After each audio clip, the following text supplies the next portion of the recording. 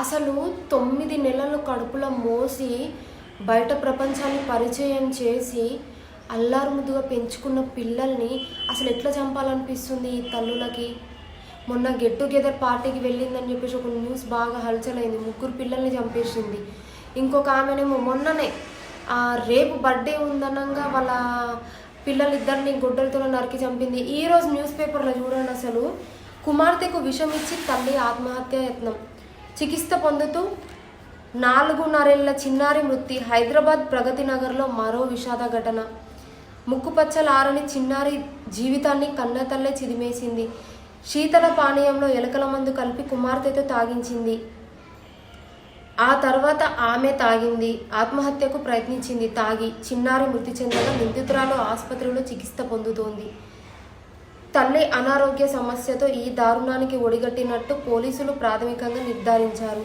హైదరాబాద్ గాజుల రామారంలో కన్న తల్లి 2 కుమారులను కొడవలితో నరికి చంపి ఆ తరువాత భవనంపై నుంచి దూకి ఆత్మహత్య చేసుకున్న దారుణాన్ని మరవక ముందే అదే తరహాలో నగరంలో ఈ విషాద ఘటన చోటు చేసుకుంది.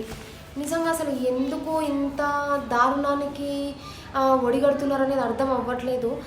అసలు తల్లి అంటే ఇలా ఉండాలి అన్న స్థాయి నుంచి తల్లి అయితే ఇలా ఉండకూడదు అనే స్థాయి వరకు చేస్తున్నారు ఇలాంటి కొంతమంది తల్లులు.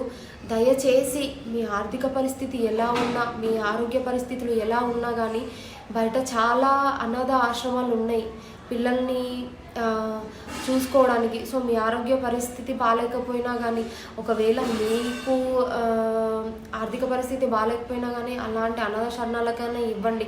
పిల్లలు లేని వాళ్ళు చాలామంది ఉన్నారు.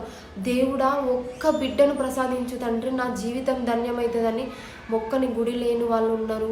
ఎక్కని గుడి మెట్లు లేని వాళ్ళు కూడా చాలామంది ఉన్నారు, పిల్లలు లేక బాధపడుతున్న వాళ్ళు.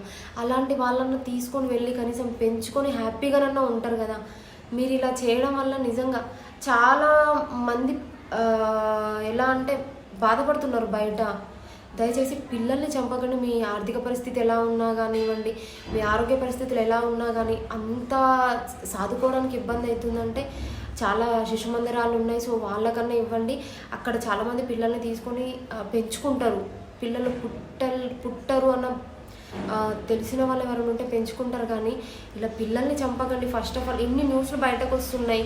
ఆ పిల్లల్ని చంపితే శిక్ష తప్పదని తెలుసు, జైలు పాలు అవ్వాల్సిందని తెలిసి కూడా ఇవన్నీ అసలు ఎందుకు ఇట్లా చేస్తున్నారు?